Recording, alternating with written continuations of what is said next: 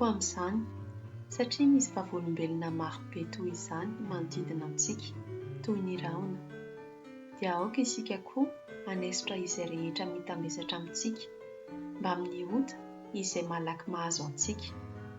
ary aoka isika hiazakazaka amin'ny faharetana amin'izao fihazakazahana napetraka eo anoloantsika izao.